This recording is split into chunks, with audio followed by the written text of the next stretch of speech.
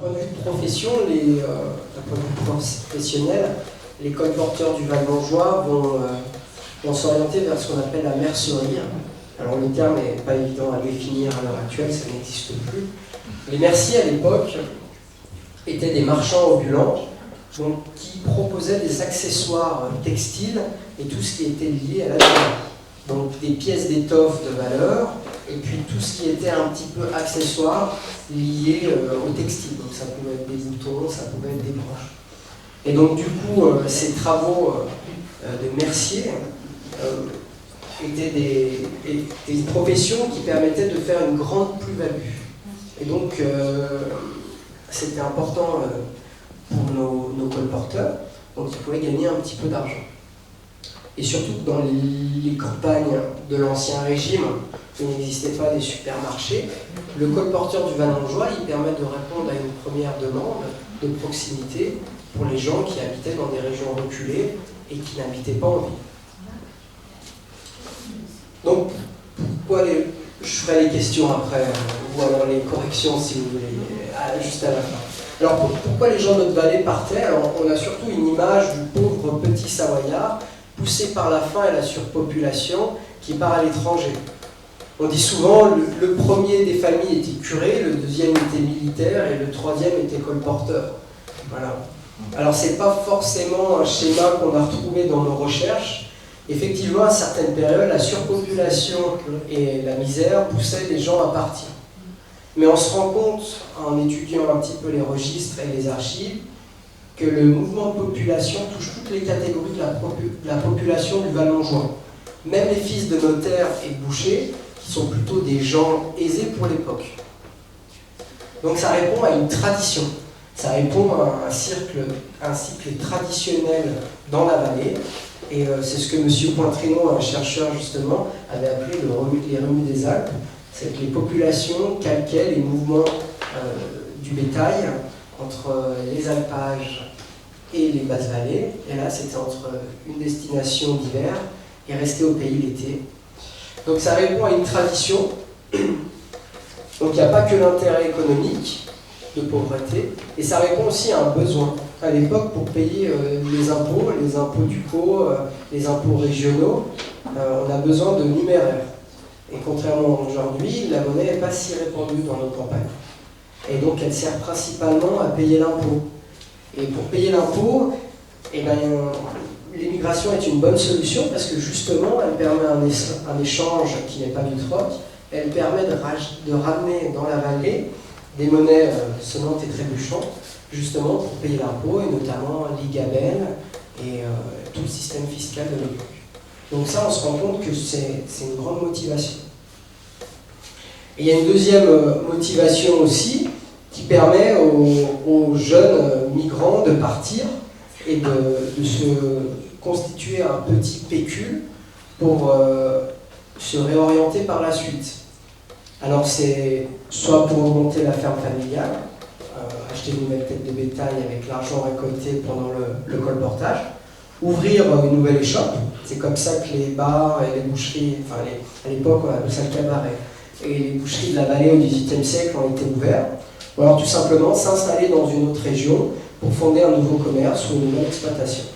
Donc c'est un travail plutôt de population relativement jeune qui permet de récolter un petit peu d'argent à l'étranger. Le schéma migratoire est assez simple en fait. Il répond à une certaine hiérarchie. Donc le colporteur part rarement seul. Il part souvent entouré d'un aide qui va former et qui par la suite va reprendre sa tournée, va reprendre son commerce et ainsi de suite.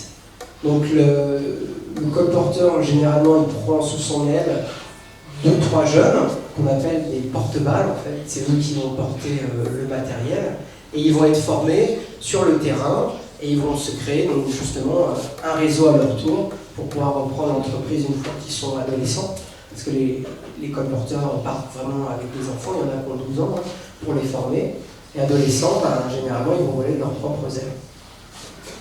Donc on part principalement pendant les périodes hivernales où l'activité agro-pastorale est difficile dans la vallée. Les gens qui restent vivent plutôt de l'artisanat, en prévision de l'été. Et l'été, au contraire, il faut toutes les forces vives pour faire les foins et s'occuper du bétail et des troupeaux. Donc les colporteurs vont partir plutôt dans les périodes automnales, et puis passer l'hiver et revenir au printemps. Donc passer l'hiver à l'étranger pour faire leur tournée. Je vous ai parlé des destinations, mais on va parler aussi un petit peu des routes, des colporteurs. On s'est rendu compte qu'il était très difficile de retrouver les tournées parfaites, les tournées des colporteurs du Val-Mangeois. C'est un petit peu connu pour Nancy-sur-Cluse, parce que les archives étaient plus nombreuses et M. Mestre avait retrouvé des carnets où les colporteurs racontaient. À Saint-Gervais, on a pu retrouver un petit peu des bribes de ces carnets et puis quelques informations qui nous ont permis de suivre certains colporteurs, notamment au XVIe et au XVIIIe siècle. Et on se rend compte, en fait, ils partent du Val-Mangeois, ils sont beaucoup concentrés autour du Léman, avec deux routes, une route au nord et une route au sud du Léman, où ils vont suivre les foires de la région, en fait. Et en suivant les foires, ils vont se rendre, donc, comme je vous ai expliqué, en Allemagne du Sud. Ces foires permettent de s'approvisionner aussi et de pouvoir vendre leurs produits dans les régions du sud de l'Allemagne. Donc il y a une foire qui est très connue à l'époque, qui s'appelle la foire de Surzach, qui est dans la région suisse alémanique, et qui conditionne un petit peu le mouvement migratoire de la vallée. Et il y a une autre région aussi qui est très importante, j'arrive jamais à prononcer le nom, mais c'est dans le canton de Schwyz, c'est le centre religieux d'Eschendel, et qui a une importance vraiment grande pour l'émigration savoyarde. On pense que dans cette région, ils échangeaient déjà, donc ils s'approvisionnaient ou ils vendaient quelques denrées, mais aussi il y a une portée religieuse où ils en profitaient pour faire un pèlerinage à Notre-Dame des Ermites, qui est la Vierge Noire et qui était très importante dans les cultes de l'époque. Donc voilà un petit peu pour la vie de tous les jours du colporteur. L'émigration, elle se traduit en trois grandes lignes. Il y a donc cette émigration saisonnière. Donc chaque année, on reste pour faire les foins pendant les périodes chaudes, je dirais dans le Val-Mangeois. Et chaque année, on part faire le colporteur pendant les périodes neigeuses. Il y a une émigration temporaire, qui est un deuxième cycle où on part pendant un certain nombre d'années dans ces régions pour essayer justement d'amasser un peu d'argent, et on revient avec un petit pécule dans le Val-Mangeois pour s'installer. Donc c'est ce qu'on appelle l'émigration temporaire. Et ensuite on a une émigration définitive, c'est qu'on part définitivement de la vallée pour créer une nouvelle vie à l'étranger. Et cette émigration définitive, c'est là qu'on retrouve les grands fondateurs, ce qu'on appelle de l'émigration savoyarde, donc ceux qui ont réussi et qui ont fait fortune, qui ont une grande place dans l'Europe moderne de l'époque, et qui ont, avec leur fortune, été des grands mécènes pour la vallée. Alors ces trois rythmes ne sont pas forcément cloisonnés, on peut passer dans ces trois stades avant d'émigrer définitivement. Et on pense que le grand fondateur de l'émigration savoyarde, Nicolas Rodin, c'est ce qu'il a vécu. Il a commencé avec son père, et ensuite il a repris la tournée de son père jusqu'à réussir et devenir conseiller du Saint-Empire romain germanique. Donc je vais vous parler un petit peu aussi donc, des réussites. Les réussites, je ne vais pas m'étendre sur le sujet, parce que je pourrais faire une autre conférence sur le sujet. Les réussites sont liées à tout un réseau culturel et spirituel, en fait. On se rend compte que les migrants rapportent des régions où ils ont travaillé, où ils ont émigré, certaines traditions et certains cultes. Donc tout à l'heure, je vous ai parlé de Notre-Dame des Ermites, qui était très présent en Europe centrale et en Allemagne du Sud. Il y a aussi le culte de Saint-Léonard, qui est ramené par ces migrants. Donc il y a une forme d'échange culturel. Les grands bulbes baroques de nos églises ont été inspirés par les grands bulbes d'Europe centrale. Donc il y a vraiment un échange culturel. La légende dit que c'est Nicolas Rodin qui était à Vienne et qui a ramené le café dans la vallée. Bon, on n'a pas de preuve, hein, mais à la fête au village, au Contamine, les dames qui font du café traditionnel, je crois que ça s'appelle le stand de Nicolas Ravna, par exemple. Donc c'est resté assez présent dans la vallée. On parle aussi de l'étagère. Donc à l'époque, les gens rangeaient le matériel dans des grandes balles, à l'abri des rongeurs, leurs vêtements notamment. Et ensuite est apparu l'armoire et l'étagère, qui viendraient aussi de ces régions. Donc un échange culturel. Et puis ça fonctionne aussi dans l'autre sens. On retrouve le culte de Saint François de Sales, qui est un culte très savoyard. Vous savez, Saint François de Sales, l'attachement que les Savoyards lui portent. Voilà, il a permis de sauver les pays de Savoie de l'hérésie protestante et des Genevois, notamment dans le Chablais. C'est le protecteur des voyageurs en partie, et puis aussi des lettres dans la région. Et donc les migrants qui ont réussi, notamment, ont pu ramener des reliques de la visitation d'Annecy, de Saint François de Sales, à Vienne, pour essayer justement de promouvoir ce culte catholique dans cette grande capitale catholique. Donc il y a tout un échange spirituel, matériel, qui est très intéressant. Et le dernier échange, c'est d'ordre économique.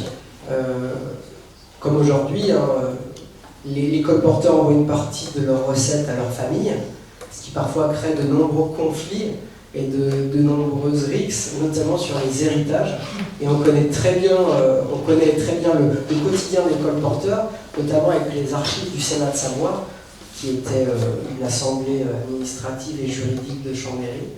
Et ce Sénat de Savoie a de nombreux procès du XVIe jusqu'au XVIIIe siècle qui parlent justement de conflits d'héritage entre les colporteurs, ou alors entre les États et les descendants des colporteurs. L'État, par exemple, du Saint-Empire ou la ville de Vienne, veut récupérer certaines successions, et donc toutes des enquêtes qui sont faites, qui sont menées par les descendants pour essayer de récupérer leur héritage. Le meilleur exemple est celle des années 1680-1690 de Guillaume Catin, qui est un Saint-Germelin de Montibon, et qui va décéder à Vienne, dans les régions alémaniques. Et donc du coup, il y a toute une procédure très importante qui nous donne de nombreuses informations sur les colporteurs. Donc un apport économique qui est majeur, mais aussi tout le mécénat. Ce qu'il faut, alors je ne vais pas rentrer dans le détail, hein, une grande partie des églises de la région, donc ces joyaux baroques que vous avez pu visiter, et puis qui font partie de ce festival, ont été en partie financés donc, par les grands marchands savoyards du Val-Montjoie, par ceux qui ont réussi. Donc je vous ai cité les Revenats de Saint-Nicolas-de-Véros, Nicolas Revenat de Saint-Gervais, les Génami, voilà pour les plus connus, mais il y a aussi des petits colporteurs qui, lors de leur tournée, ramenaient des calices, des étoffes, où on voyait tout simplement des objets d'art sacré dans leur paroisse d'origine. Et aujourd'hui, vous pouvez en prendre conscience et vous pouvez voir ces objets, justement au musée qui se trouve en dessous de l'eau, et qui sont principalement des dons faits par les marchands qui ont réussi à l'étranger. Alors il n'y a pas que dans la religion. Alors la religion prend d'autres formes, il y a toutes les messes, il y a beaucoup de tout ce qui est lié au rite catholique de la région qui ont bénéficié justement du faste des migrants. Mais il n'y a pas que la religion, il y a aussi l'enseignement. Quand les Français envahissent la Savoie en 1792-1793, ils sont surpris de voir que dans chaque petit village, même dans des hameaux très très éloignés, il y a une petite école avec un régent, qui était l'instituteur de l'époque. Et en fait, ces écoles, elles ont été financées en grande partie par les marchands, par les colporteurs qui avaient fait fortune, avec le concours des communautés villageoises. Et donc c'est très intéressant de se rendre compte qu'ils avaient une certaine conscience de l'éducation et de l'enseignement. Donc ils font des donations avec des actes notariés très précis, et donc ils sont très intéressés par le fait de transmettre une éducation aux enfants de la vallée, notamment autour de l'écriture, de la langue, et de l'arithmétique, des mathématiques, en fait, toutes les disciplines de base qu'on enseigne, parce qu'ils pensent déjà que par l'éducation, ils vont pouvoir favoriser donc les professions de ces jeunes de la vallée, que plus tard ils pourront à leur tour devenir colporteurs avec beaucoup plus de facilité. Donc bien sûr, à l'époque, l'enseignement est placé sous l'Église, et donc des fois les dons peuvent être regroupés avec des fondations religieuses. Il y a un dernier exemple aussi, il y a deux derniers exemples, un plus général et un plus précis. Les marchands savoyards du Val-d'Angeois vont aussi participer au financement de fondations d'hospices en fait. Alors c'est pas pour les personnes âgées à l'époque, au XVIIIe siècle, c'est plutôt pour les pauvres du village. Donc ils mettent à disposition des fonds et des rentes pour aider. Alors souvent ils ont un représentant sur place qui est un membre de leur famille, et pour financer l'entretien et la formation de pauvres enfants ou de pauvres adultes du village. Donc pareil, il y a une vocation aussi religieuse, hein, ça rappelle le Christ qui va aider son prochain. Et donc il y a une destination religieuse, mais aussi une destination sociale, où les riches marchands mettent à disposition une partie de leur fortune pour aider les pauvres de leur village. Au Contamine-Montjoie, les marchands vont financer une partie de la scission avec Saint-Nicolas-de-Véros dans les années 1760. Vous savez que les Contamine-Montjoie faisaient partie, alors était la même paroisse plutôt que Saint-Nicolas-de-Véros. Et puis ils vont au milieu du XVIIIe siècle demander leur indépendance parce qu'ils en ont marre de venir des Contamines à la messe à Saint-Nicolas. Alors il y a d'autres enjeux économiques, je ne vais pas rentrer dans le détail, mais voilà, le conflit entre Saint-Nicolas et les Contaminards. Alors les Contaminards appellent les Saint-Nicolatins les Cavérons, c'est un ver à viande qu'on trouve sur les carcasses en putréfaction, donc c'est pas très sympathique. Et c'est à cette époque que les Contaminards vont trouver le nom de Moquéran, parce qu'à chaque fois qu'ils voyaient les Saint-Nicolatins, ils sautaient de leur figure suite à la scission. Donc les marchands Contaminards vont justement contaminer de toute affaire, puisque la paroisse devient indépendante. Il faut construire une nouvelle église, et en partie, ils vont prendre en charge le financement. Bien sûr, toutes ces bonnes volontés religieuses, de piété, sociale, d'aide à son prochain, ne doivent pas faire oublier que les marchands qui ont réussi font aussi ça pour créer un petit peu leur propre légende, et aussi c'est un moyen de valoriser leur réussite et de faire une promotion un petit peu de leur personne. C'est un petit peu les réseaux sociaux de l'époque. Donc ils montrent que oui, effectivement, eux, ils sont partis de rien. Eux, ils viennent aussi d'un petit village qui à l'époque est considéré comme plutôt modeste, et qu'ils ont réussi auprès de grands du monde. Et vous pouvez consulter le tableau. Alors c'est une reproduction, parce que le vrai tableau se trouve pour la municipalité des Contamines. Alors, je ne sais pas où ils vont le mettre quand le Contamine va être attaché à Saint-Gervais. Pour l'instant, c'est toujours dans la mairie des Contamines. C'est le tableau justement de ce fameux Nicolas Revenat, qu'il avait à l'origine exposé à Notre-Dame-de-la-Gorge. Aujourd'hui, celui qui est affiché à Notre-Dame-de-la-Gorge a une reproduction.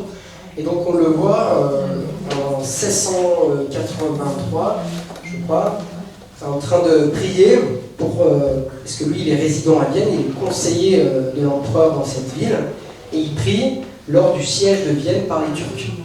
Et il prie Notre-Dame de la Gorge, et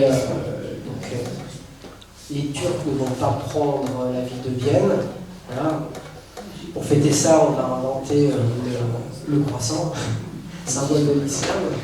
Et puis, apparemment, les Viennois vont trouver le café dans le camp dévasté des Turcs. Ils ont fait les premiers cafés. Et donc, Nicolas Revenat se peint dans un uniforme bourgeois de la milice impériale de l'époque, avec le fusil et le chapelet. Et donc, à travers ce tableau, il montre sa réussite, et sa réussite au sein de l'État le plus puissant de l'époque, avec le Royaume de France, qui est le Saint-Empire romain germanique. Donc voilà, je vais pas m'étendre plus longtemps, on a fait 45 minutes parce que j'aimerais vous laisser un peu la parole, justement pour des questions, et justement pour créer un échange sur des choses que j'ai pu oublier, sur des choses qui vous ont paru un peu obscures, ou simplement pour ajouter quelque chose. Donc je vous remercie en tout cas d'être venu dans ce musée des colporteurs, qui retrace donc l'histoire avec l'exposition temporaire, et ensuite la réussite avec l'exposition permanente du musée d'Arsac. Je vous remercie. Quand est-ce que le colportage s'est arrêté? Il a continué jusqu'à quelle époque au fond? Alors, le colportage a arrêté vraiment dans notre région. Alors ensuite, le colportage vers l'extérieur, vers les régions alémaniques. Voilà, la grande odyssée de l'émigration marchande savoyarde, vraiment a cessé à la fin du j'ai pas de date précise à vous donner, hein, mais je pense que dans les années 1880 jusque dans les années 1900, voilà, ça commence vraiment à se tarir.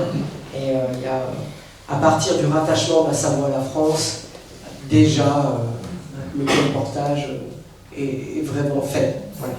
Si on part à l'étranger, comme je vous ai expliqué, c'est pour faire d'autres métiers, et on va voir l'apparition justement à cette période de ce qu'on appelle les Savoyards des Amériques, où certaines régions de Savoie, certaines populations vont partir en Amérique du Sud, ou vraiment autour du monde.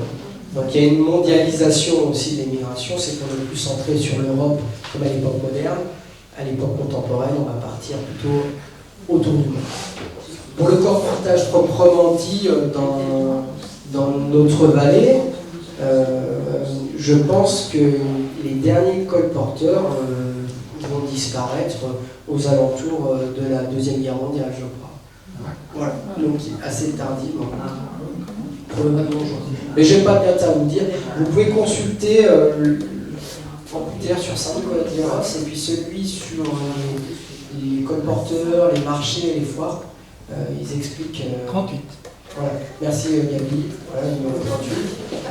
Et, alors on ne sait pas si ce sont vraiment les derniers colporteurs, mais il y a M. Ronchal et Chantal Montjoint qui sont nommés Marmol. Et puis il y avait un grand Jacques de Saint-Nicolas-de-Héros qui sont plutôt barlotiers, donc qui transportent du matériel. On peut les assimiler à des colporteurs. Ils sont peut-être les derniers de cette profession voilà, qui a duré pendant de nombreuses années. Ouais. Est-ce que c'est vrai que les cheveux des dames savoyardes servaient à faire les perruques pour justement oui, ça a été. C'est parti du colportage. Voilà, ça fait partie de l'immigration, effectivement. Et donc, du coup, alors c'est pas que les Savoyards, hein, ça pouvait au XVIIIe siècle être d'autres personnes, mais vu que les Savoyards migrants en France, notamment, étaient déjà en conditions relativement moyennes, quand ils avaient des problèmes financiers, on vendait les cheveux des dames pour confectionner des perruques. Mais là, c'est un peu vous pouvez voir ça dans Victor Hugo, Cosette vend ses cheveux, mais c'est quand même considéré comme quelque chose de relativement, non pas forcément rare, mais ça dénote quand même une grande pauvreté, et c'est quand même quelque chose de dénigrant. Vous n'avez pas parlé du col du bonhomme, de ce qui se passait? Alors je ne vais pas pouvoir parler de tout, mais pour les axes, effectivement, les deux grands axes qui vont voir le départ des habitants du Val Montjoie, effectivement, c'est le col du Bonhomme.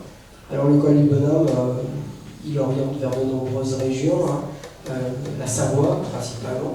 Du col du Bonhomme, on peut rejoindre le col de la Seine pour aller dans la vallée d'Aoste, et ensuite ça peut nous orienter vers le petit Saint-Bernard. Ensuite, le grand axe, principalement, c'est celui qui va vers Martigny, et, avec le col de la Forclaz. La Forclaz qui va permettre du coup de plutôt déboucher sur l'axe lémanique, voilà, et le Valais. Et la vallée de l'Arve. La vallée de l'Arve, exactement, avec Genève, et ça qui permet de ce que certains appellent la route du sel, qui va jusqu'en Franche-Comté, notamment assez importante au XVIe et XVIIe siècle, plutôt XVIIIe pour les autres. L'histoire de la Vierge Noire où vous allez arriver Pardon, L'histoire de la Vierge Noire. la Vierge Noire, je ne suis pas un grand spécialiste de théologie, hein, mais Pourquoi une Vierge Noire là? C'est quoi l'histoire? ben c'est un saint catholique en fait. Et, la légende dit que, je ne sais plus exactement, il faudrait demander à des gens plus spécialisés. Nicole est bien au courant, ouais.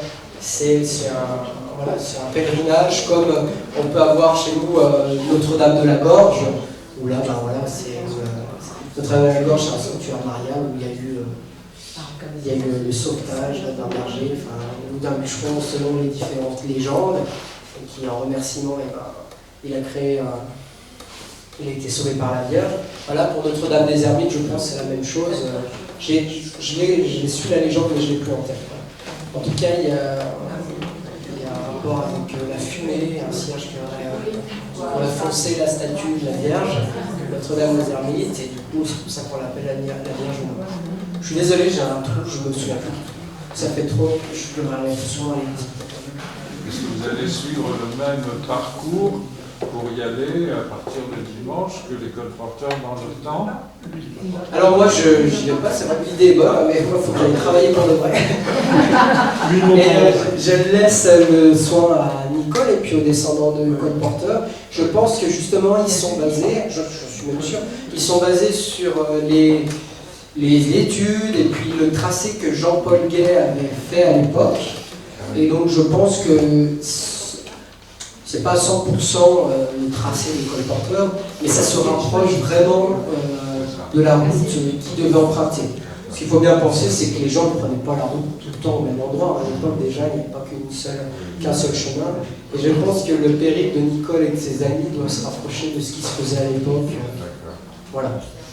Il est coté le tableau de Nicole, rapporté par Nicolas Ravna. Il y a une étude qui a été faite par un résident secondaire des Contamines qui avait fait son mémoire pour être guide du patrimoine là-dessus. Et oui, c'est quand même Belle facture, la copie. c'est la facture, oui, la belle facture pour la copie. C'est quand même un tableau qui est assez important. Alors en termes artistiques, je ne sais pas sa cote, mais en tout cas en termes historiques, il est très important. Précis. Voilà, exactement. Et en plus, il est d'autant plus important que pour l'histoire du Val-Montjoie. Voilà, et c'est la seule représentation qu'on connaît à l'heure actuelle de Nicolas Ravna. Il n'y a pas de descendants? Alors il y a des descendants, bien sûr, mais qui sont des branches cadettes et qui sont liées aux familles Orsay de Saint-Gervais. Il est où? Alors le tableau, sans plaisanter, la réplique est à l'église de Notre-Dame de la Gorge. Le vrai, il est dans la salle du conseil municipal des Contamines.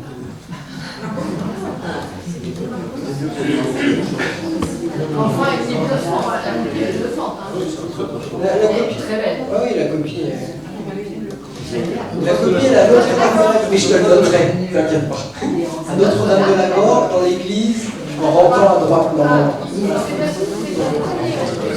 Au moment de la scission, Attendez, on va écouter chacun. au moment de la scission Surtout, s'il vous plaît. Saint-Nicolas, on aurait pu choisir d'être d'accord, elle existait la paroisse. Alors oui, Mais c'est la réussite qui fait que non, il faut se mettre plein la vue quand même. c'est vrai que, juste pour rappeler un petit peu le cadre administratif, la question est très intéressante, c'est qu'à l'époque, il y avait, donc il y a eu 3 paroisses à l'origine, Saint-Gervais, Saint-Nicolas-de-Véros et une micro-paroisse Notre-Dame de la Gorge, voilà, qui étaient liées vraiment. À l'époque, les paroisses, c'était administratif, mais c'était principalement religieux. Donc là, vu que c'était à la place d'un sanctuaire marial, il fallait qu'il y ait une paroisse. Et puis ensuite, il y a eu 4 paroisses, donc avec la nouvelle paroisse des Contamines-Montjoie, donc Saint-Gervais, Saint-Nicolas, les Contamines et toujours Notre-Dame de la Gorge. Effectivement, Notre-Dame de la Gorge, c'était l'endroit religieux le plus important de la vallée à l'époque. Et c'est pour ça que donc, du coup, Nicolas Ravna, qui était originaire de Saint-Gervais, a fait don de son tableau à cet endroit. Et a financé une grande partie des dons pour les pauvres et de la réfection de l'église de Notre-Dame de la Gorge. Et c'est sous le Premier Empire que Napoléon dit ça suffit, ces micro-paroisses, que les Français ont fusionné Notre-Dame de la Gorge avec les Contamines-Montjoie. Alors il faut bien penser que la paroisse de Notre-Dame de la Gorge, ça ne va pas de l'oratoire au pont et à la chapelle. Il y avait aussi la région de la Buchère, des Pras, du Lay, tout ce secteur un peu du haut des Contamines. Oui, c'était même, je crois que la voix était plus importante. Enfin, le village était plus important vraiment dans. Alors, d'un point de vue de population, effectivement, on retrouve ça dans toute la vallée, les hameaux de montagne. Et d'ailleurs, c'est là que les colporteurs partaient principalement. Les hameaux de montagne étaient les plus importants. C'est bien assez pour Saint-Germain, c'est là où il y avait la plus grande population, et aussi le plus grand dynamisme économique, et je dirais aussi le plus grand dynamisme intellectuel. Le Bathieu pour les Montagnes Montjoie. Et puis à Saint-Nicolas, il y a quand même toujours eu un centre assez dense, parce que Véros n'est pas très éloigné du centre de la paroisse. Oui, c'était directement en Ravicole, avec le trafic du sel qui... Oui, c'est tout à fait lié à l'activité économique de l'époque. Sinon, on voit les frontières dans les montagnes et dans l'école. À l'époque, les frontières étaient plutôt dans les cluses, et l'école était vue comme un lieu d'échange et de dynamisme économique, parce que c'est de là qu'arrivaient les denrées, les armées, le commerce, et aussi c'est là qu'on mettait les vaches pour faire les fromages, c'était la richesse des alpages à l'époque. Et donc plus on avait de grandes montagnes et plus on était sur des zones de contact et d'échange, plus les communautés prospéraient. Ça dès le Moyen-Âge. Justement, les frontières, comment est-ce que ça se passait? Est-ce que les colporteurs étaient taxés sur les marchandises, sur les gagnés? Alors il y a beaucoup de schémas et ça a évolué vraiment au fil du temps, et c'est beaucoup en lien avec les situations politiques de l'époque. Donc normalement, c'est des systèmes de corporation, le commerce à l'époque, et les colporteurs, ils achètent des droits d'exercer en fait. Donc ils achètent des droits d'exercer pour différentes zones, et quand ils réussissent, ils achètent des droits de bourgeoisie en fait. Voilà, ils achètent en fait une charge qui ensuite leur donne accès à des droits. Voilà. Pour ce qui est du transport, c'est au bon vouloir des autorités locales. On a des exemples, par exemple, les villes alémaniques de région d'Alsace, parce que l'Alsace n'est pas encore dans le giron français, interdisent les colporteurs savoyards au sein de leur ville. Par exemple, à Strasbourg, il y a un acte où on interdit les colporteurs savoyards. Parce qu'ils sont suspectés d'être des espions de Louis XIV, à la solde de la France. Et parce qu'ils sont francophones. Les colporteurs vont être décriés aussi dans les régions protestantes. Parce que donc, le Savoyard est catholique, et donc les grandes bourgeoisies protestantes voient d'un mauvais œil ces gens qui viennent, qui amènent un petit peu leur rite, leur religion, leur culte, et ça ne plaît pas trop. Voilà, c'est pour ça que, par exemple, dans toute la Suisse protestante et les régions protestantes de l'Allemagne du Nord, ils vont être beaucoup moins présents que dans les régions d'Allemagne du Sud. Et après, tout simplement par protectionnisme aussi commercial, même les régions d'Allemagne du Sud vont, à certains moments, réguler le nombre de leurs colporteurs et aussi réguler les droits d'entrée dans les bourgeoisies locales. Et c'est notamment lié à des situations politiques, bien sûr, et c'est aussi lié à des situations économiques, comme aujourd'hui, il pourrait y avoir certains quotas dans certains cantons suisses sur les frontaliers. C'est à peu près le même système. Voilà. À l'étranger, ce qu'il faut bien penser, c'est que les Savoyards ne sont pas accueillis à bras ouverts en disant c'est super, vous venez travailler chez nous, vous êtes des catholiques. Hein. Il y a beaucoup d'actes où on décrit les Savoyards qui migrent à l'étranger, aussi bien à Paris, aussi bien en Allemagne du Sud. Et pour le Suisse allemand de l'époque, pour l'Allemand du Sud de l'époque, le Savoyard c'est le Welsh, on l'appelle, donc c'est le latin en fait. Donc il a beau avoir la même religion, c'est quand même, il n'appartient pas vraiment à la même ethnie. Voilà. C'est un petit peu ce qu'on a retrouvé lors de l'annexion temporaire de l'Alsace-Moselle par les Prussiens. On essayait de se débarrasser des francophones, mais on voulait bien garder les germanophones. Donc il y a quand même toujours un rapport un petit peu ethnique, bien que culturel aussi. Et religieux beaucoup moins, parce que comme je vous ai dit, les Saint-Germain et les Saint-Nicolatins allaient dans les régions catholiques, où justement là pour le coup on s'entend bien, et on s'échange un petit peu les saints. Est-ce qu'il y a eu des mariages mixtes de colporteurs avec des femmes suisses ou allemandes ou alsaciennes. Ah oui, ça a bien marché. Ça a marché. Vous savez que sous l'Ancien Régime, c'est une société d'ordre, le tiers-état, la noblesse, le clergé. On peut le décliner même avec la bourgeoisie. Et donc, c'est difficile. Il faut tenir son rang. Et aussi, pour changer de statut social, il faut soit acheter des lettres de noblesse, des lettres de bourgeoisie, soit la bonne solution, c'est de trouver une riche héritière. Je ne sais pas si ça marche encore aujourd'hui, mais en tout cas, ça fonctionne plutôt bien à l'époque. Et notamment, Nicolas Rovna, sa deuxième femme est originaire de Vienne, et un nom germanique, ouais. Je ne l'ai plus en tête son nom, mais sur son testament et sur son codicile, on retrouve, il lègue à ses enfants, et donc il parle de ses deux mariages. Il a eu un premier mariage avec une Saint-Germaine, et un deuxième mariage avec une dame de là-bas. L'immigration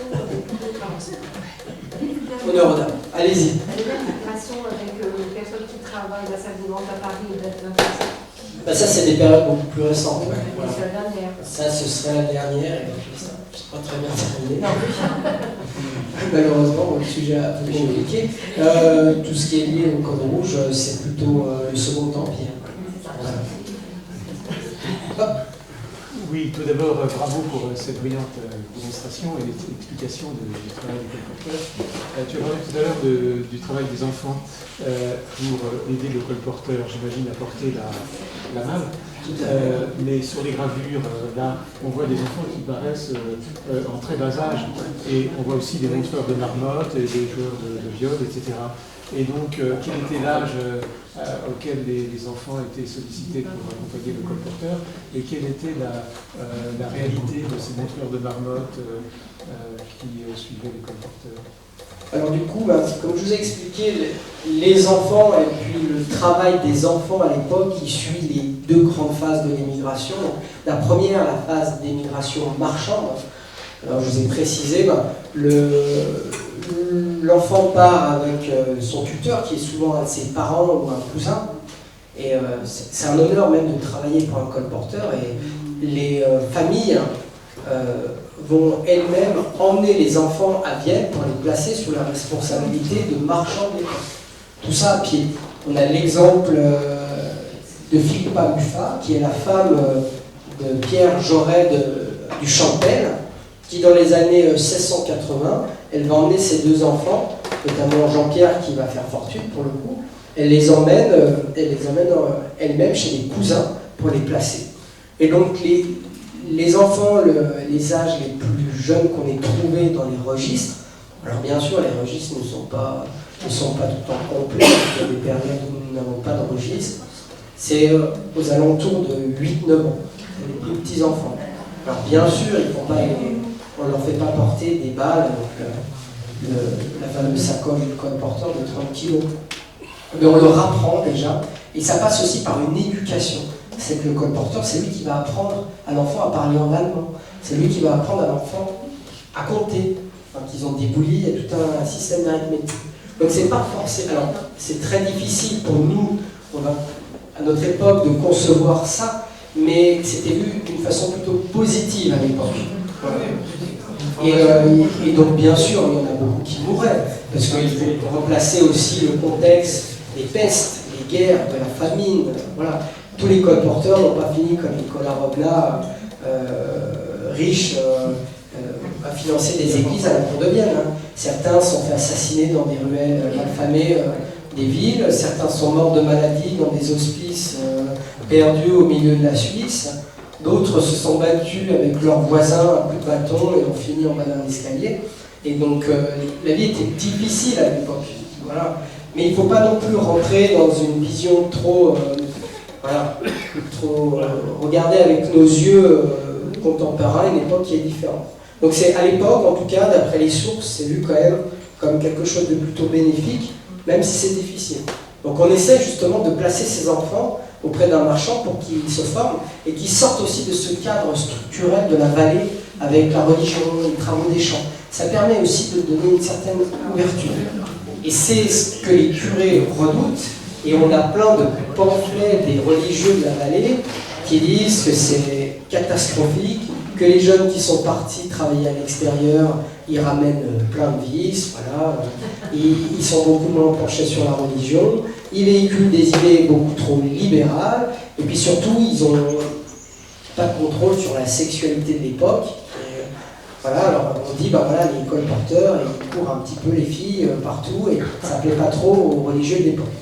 Donc il y a, ces enfants donc, sont placés, du moins pour les migrations marchandes, autour de 10 ans. Voilà.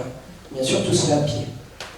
Et, il peut y avoir des bulles, mais à l'époque, c'est beaucoup plus cher pour les gens, et la main-d'œuvre, je dirais, humaine, est beaucoup plus simple, beaucoup moins onéreux.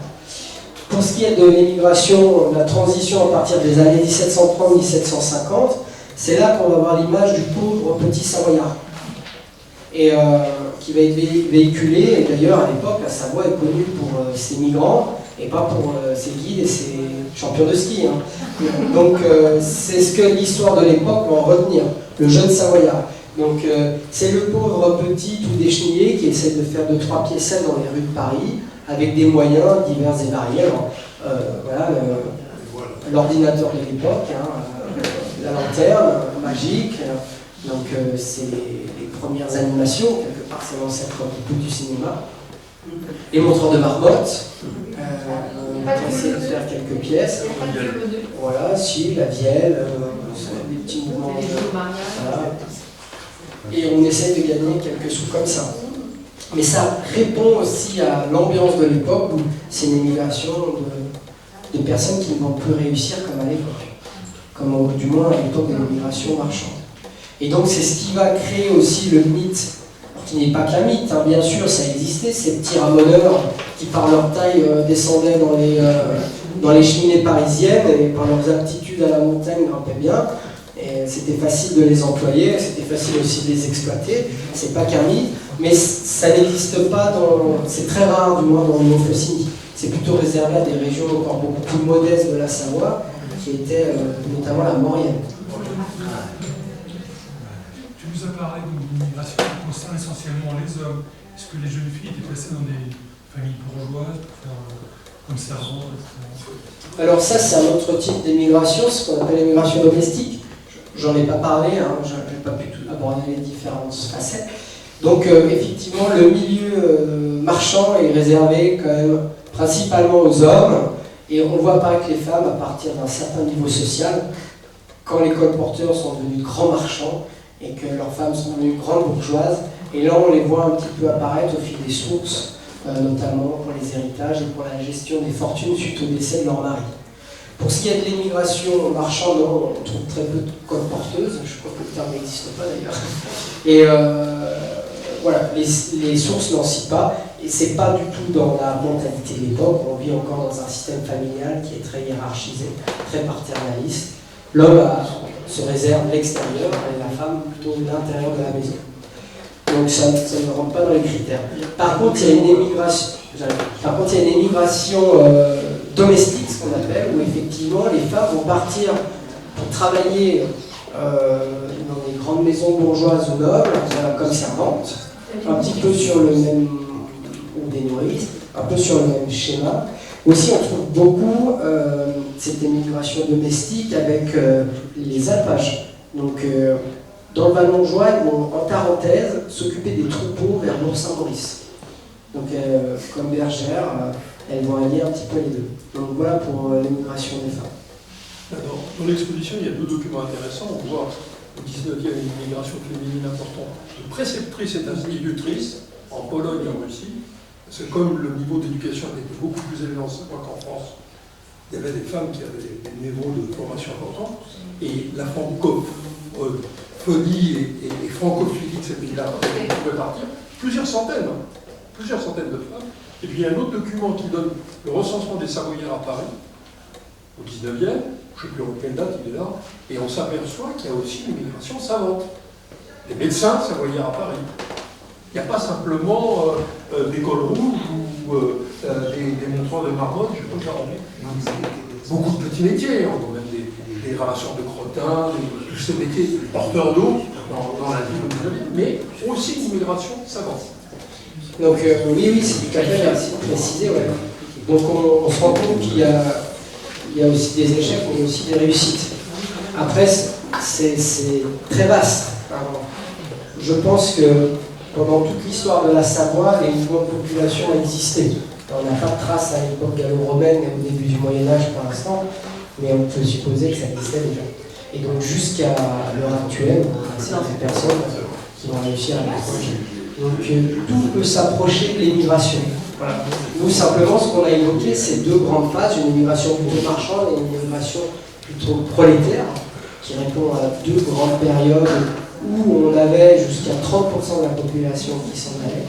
Après, de tout temps, effectivement, il y a eu des réussites et certains mouvements de population, parfois substantiels. On a une immigration aussi qui a été militaire, après le rattachement de la Savoie à la France. Certains ont choisi le parti Piémont, le parti sarde, donc on a même le Piémont-Sardaigne, et puis plus tard l'Italie. Et donc il y a toute une classe militaire italienne qui est savoyarde d'origine.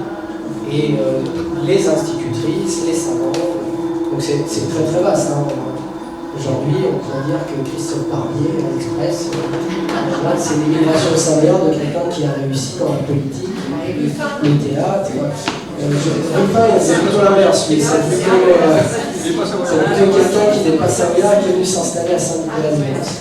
Mais voilà, on peut décliner un petit peu l'immigration à tous les niveaux. Mais aujourd'hui, on s'est attaché à des phases qui sont vraiment très importantes et qui ont régi une économie, un mode de vie pendant des siècles. Comment les gens qui voyageaient à l'étranger ont survécu dans cette période où il y avait des guerres permanentes qui ont ravagé complètement l'Europe? Est-ce à dire que les populations locales, en définitive, ils étaient peu concernés, si ce n'est pour souffrir des mouvements de troupes, mais qu'il y avait plutôt une espèce de bassin alpin là, qui est énorme, là, ils se sentaient plus attachés aux Alpes, et puis les abords des Alpes, plutôt qu'à leur nation, quoi, à leurs dirigeants. Oui, alors ça rejoint un petit peu le concept de nationalité. Alors le terme pareil, nationalité, pas bon, mais le concept d'appartenance de l'époque, qu'il faut bien intégrer, c'est que l'Europe moderne du XVIIe et du XVIIIe siècle est une Europe qui est très différente en termes de valeur, d'appartenance de l'Europe actuelle. Donc à l'époque, la nationalité comme on la connaît nous en France aujourd'hui n'existe pas. C'est plutôt l'appartenance à un souverain. Voilà. Donc on est savoyard parce qu'on est le sujet du duc de Savoie. Et derrière, il y a une appartenance culturelle et religieuse. Les Savoyards sont plutôt francophones et catholiques. Et ensuite, vraiment, l'importance primaire, c'est le village et l'appartenance. Voilà. En termes de sentiment identitaire. Mais ça s'est construit au fil des siècles. Il n'y a pas ce sentiment comme aujourd'hui étatique. C'est très très différent. Il y a un sentiment savoyard qui est assez fort justement parce qu'on se rend compte qu'il y a beaucoup d'entraide à l'extérieur. Comment ils ont pu circuler pendant toutes les périodes de faim, de guerre et de peste, ça a été très très difficile effectivement. Alors on a très peu de sources. Nous on voit un petit peu les pics de mortalité à certaines périodes quand on retrouve des colporteurs qui sont décédés et qui a un acte ou un inventaire après décès de ces marchandises. Donc on se rend compte que ce qui a été très difficile, c'est toutes ces guerres de 7 ans, de 30 ans, toutes les guerres religieuses de ces périodes, les guerres de succession d'Espagne, etc. Donc toutes les grandes guerres, quelque part de l'époque de Louis XIV, un petit peu, qui ont été relativement difficiles, mais on a l'impression que c'était plus difficile pour les populations locales que pour les colporteurs. Ce qui est difficile pour les colporteurs, c'est de traverser les différents fronts, les différents villages, et c'est aussi tout ce qui est lié aux épidémies et se faire arrêter parce qu'on est suspecté de transporter les maladies. Et à la fois, donc ça c'est un inconvénient. Par contre, ils ont tiré de grands avantages de toutes ces guerres, parce que tous les camps militaires, les grandes places fortes, parce que ces conflits sont situés quand même principalement dans une Europe plutôt centrale, autour de l'axe du Rhin, jusqu'en Bourgogne et en Franche-Comté. Et toutes ces grandes places fortes militaires de l'époque, tous les camps militaires, les mouvements des armées, etc., les armées ont besoin de subsistance. Donc les colporteurs ont gagné aussi de l'argent à vendre des produits aux armées en mouvement. Et il y en a beaucoup se sont déplacés en suivant les armées de l'époque. Alors on se rend compte que principalement pour le coup c'était les armées françaises, notamment je pense à la langue et puis à la culture, mais pas exclusivement. Le français c'était plutôt leur deuxième langue, non? La première c'était le patois, ou comment ça marchait? En Savoie, le français très tôt a été langue de la région, mais effectivement c'est plutôt une langue notariale. Dans les villages on parle le patois. Vous savez que le patois savoyard, c'est pas très... D'ailleurs, ce n'est pas une langue, c'est tout ça qu'on appelle ça un patois. Selon les vallées, il est différent. Déjà, de Saint-Gervais à Valenciennes ou de Saint-Gervais à Megève, on se comprend, mais il y a des variantes orthographiques, linguistiques, parce que jusqu'en 1980, il n'y a pas eu de cadre écrit. C'est pour ça que dans les années 80, ils avaient créé l'Académie de Conflans, les ethnolinguistes et les chercheurs sur le patois, pour essayer d'uniformiser l'orthographe, parce que l'orthographe à l'époque n'existait pas, c'était une langue orale. Et le français était la langue officielle qui était parlée par les élites, c'est la langue notariale. Donc les colporteurs connaissaient le français, il y en avait même qui avaient certaines notions d'allemand pour ceux qui allaient régulièrement dans les régions. Donc c'est pas la langue qu'on connaît aujourd'hui. C'est bien sûr à l'époque il y avait des patois allemands qui ressemblent un petit peu au suisse allemand à l'heure actuelle. Et puis bien sûr ils avaient leur patois pour parler au village. Donc il y a toute une hiérarchie de la langue. Et à la maison on devait sûrement parler patois. Et puis à l'étranger ou avec le notaire on parlait français. Puis quand on commerçait on devait parler un petit peu allemand dans les régions d'accueil. À l'école, on parlait français.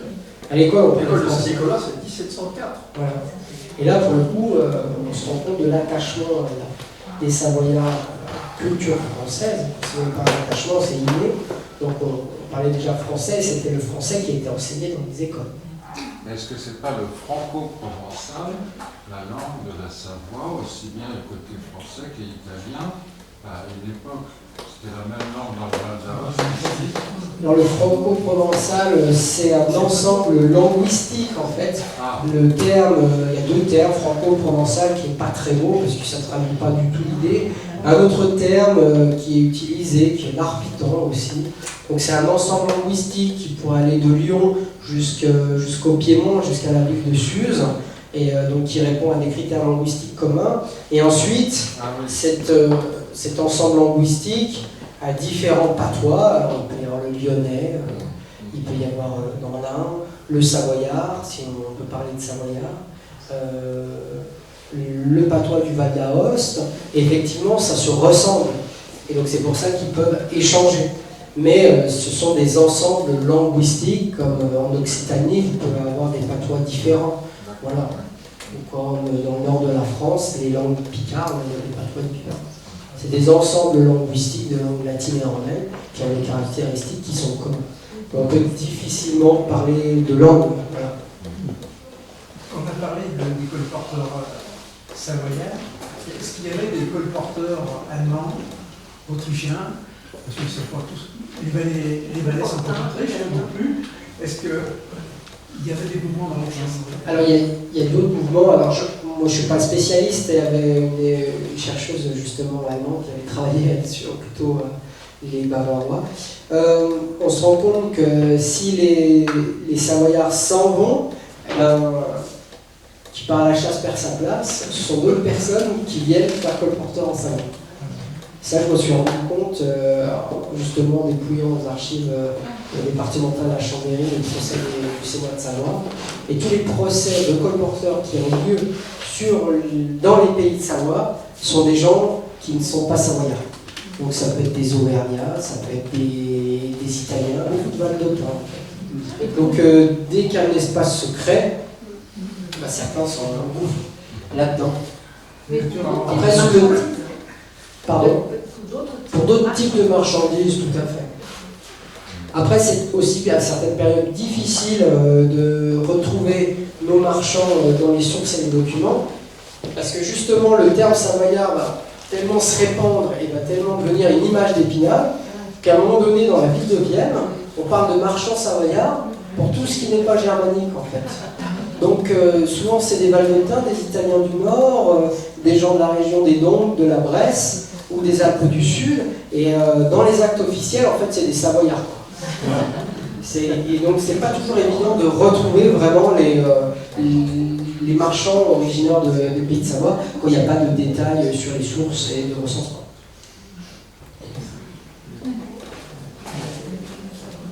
Est-ce que les collecteurs apportaient des livres, des choses imprimées qu'ils en avaient? Alors ça c'est encore une autre forme de colportage. C'est toujours M.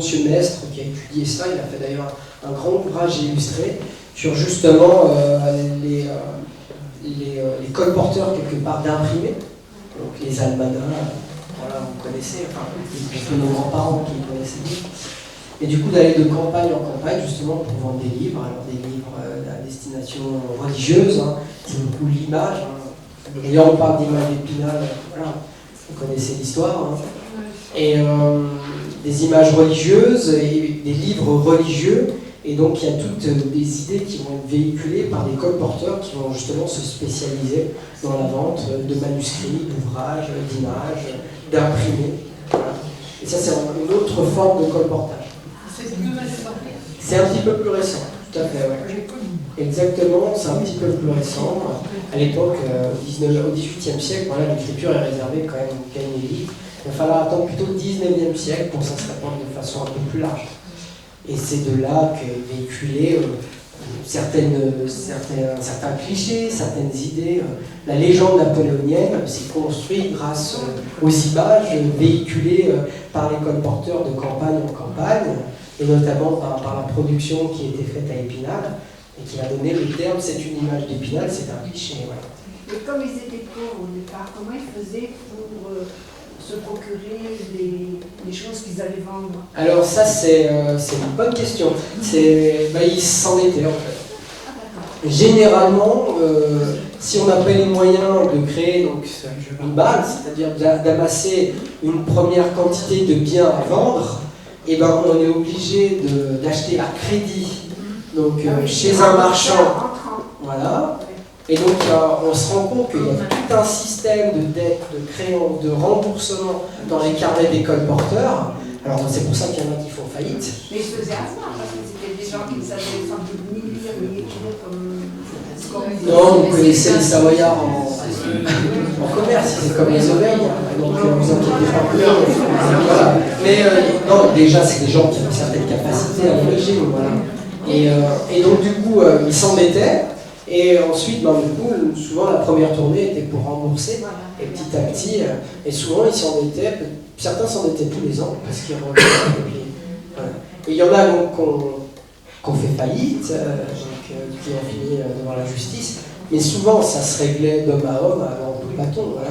Et il y a beaucoup de procès où on retrouve des colporteurs qui ont été tués par d'autres, parce qu'il y a des problèmes. On est dans une société qui est quand même violente au XVIIIe siècle. Parce qu'il y a des grands problèmes de dette, de créances, même des familles se sont déchirées à cause de ça. Jalousie entre eux. Oui, c'est un peu comme les cristalliers à l'heure actuelle. Ils brodaient, ils faisaient aussi de la dentelle. Oui, alors la production de dentelle, la vente de dentelle, ça c'est relativement typique par exemple de Megève et de Combloux, par exemple. Voilà. Donc il y a une petite production de dentelle qui va être vendue. Oh, je ne peux pas rentrer dans le détail, mais disons que c'est des ornements pour des pièces de tissu. Voilà. Donc c'était créé plutôt pas pour la région, parce que ça existait aussi en Suisse, mais pour le pays du Mont-Blanc, plutôt Megève, Combloux, et justement ils exportaient la dentelle produite ici à l'extérieur. Mais généralement, ce n'est pas des produits qui ont été fabriqués en Savoie qu'on va vendre à l'extérieur. Hein. C'est plutôt des produits qu'on va acheter à Genève, dans les grands centres économiques de la Suisse, et ensuite qu'on va revendre dans les régions alémaniques du Sud. Donc ça, bien sûr, pour les glaciers du Val-Montjoie. Il n'y a jamais eu de produit de commande. Je pense pas, voilà. Après, on parle quand même de tendance. Vous pouvez toujours trouver l'exception qui confirme la règle. Je vous ai dit, il n'y avait pas de ramoneur en Pays de Savoie, puis je vous donne l'exemple d'un jeune de Saint-Germain. Nous, on est sur quand même des tendances historiques. Voilà. Après, au cas par cas, vous avez toujours le détail qui confirme la règle, bien sûr. Connaître approximativement leur nom, qui professent les colporteurs. C'est difficile d'estimer. On estime en partie qu'il y a des mouvements qui s'échelonnent entre 10 à 30, voire 40% de la population qui est. Les plus grands mouvements de population observés, aussi les mieux connus, alors c'est pour ça peut-être qu'ils sont grands, c'est parce qu'ils sont bien connus, c'est suite à l'étude de Tchemes sur Nancy-sur-Cluse, voilà, où on a presque l'intégralité, voire une grande partie des hommes qui partent à une certaine période de l'année, à tel point qu'ils sont obligés de faire venir des gens du Grand Bornand pour s'occuper de leurs troupeaux. Donc il y a tout un système de résonance et de mise en mouvement de la population. C'est comme ça que les Buffons d'Ancy-sur-Cluse sont arrivés, par exemple, parce qu'ils sont originaires plutôt des régions du col de la Colombière, du Chinaillon. Voilà, c'est un exemple. Je peux vous donner des chiffres, alors qui vont être plutôt centrés sur le Val-Montjoie, mais qui ne sont pas non plus complets. Hein. Le recensement de 1614 nous montre que 200 marchands de Saint-Gervais et de Saint-Nicolas migrent vers les régions alémaniques. À Saint-Gervais, 43 émigrés, dont 32 à Saint-Nicolas, ce qui représente à peu près 13% des hommes. Voilà. C'est quand même assez... Non, attendez, je vais vous reprendre parce que j'ai raté une page. Donc en 1614, 200 marchands de Saint-Gervais et de Saint-Nicolas se dirigent vers la région alémanique, jusque-là j'avais bon. 43 émigrés donc, 32 en Allemagne, 7 en Suisse. Voilà. Donc ça peut donner une tendance, mais c'est très difficile, parce que les recensements ne sont pas toujours complets. Je vais vous reprendre plutôt le recensement de 1726, où l'émigration, justement, c'est en 1726, donc cette fameuse concile des Bâles, qu'on arrive à 13% des hommes. Sur 60, 29 sont en France, donc 15 en Paris, 12 en Allemagne, 8 en Franche-Comté, 6 en Bourgogne, 5 dans des pays indéterminés. Après, si vous voulez des informations plutôt sur la gamète du sel de 1561, Saint-Gervais qui compte 280 habitants, Saint-Nicolas compte 1914 habitants, avec les Pontanistes forcément, et Notre-Dame de la Gorge 172, et bien sûr cet ensemble, l'émigration représente 22% de la population. Voilà. Donc on a des tendances entre 10 et 30. Si vous voulez des détails complets de la consigne des marques de 1726 pour tout le Faucigny, elle est juste derrière vous là. Mais c'est dur de... Je pense qu'on peut faire une estimation donc entre 10 et je pense peut-être même 50% de la population qui partait. Voilà. Je pense qu'il faut voir un peu l'âge pour certaines régions, notamment le bassin de Cluse, où il y avait une grande partie des hommes qui partaient. Voir... Ça, c'est l'émigration, ce dont vous parlez. C'est ceux qui... Mais c'est pas... C'est pas uniquement que le colportage. Bien sûr. Après, c'est très difficile de savoir celui qui s'en va. Alors, on peut le faire par rapport aux périodes. Si on est en 1614, on est presque sûr que ceux qui s'en vont être colporteurs ou marchands. Après, si c'est dans les années 1780, bah là apparaissent déjà des nouveaux métiers. Donc l'émigration marchande représente une moindre part de l'émigration. Voilà. Bon,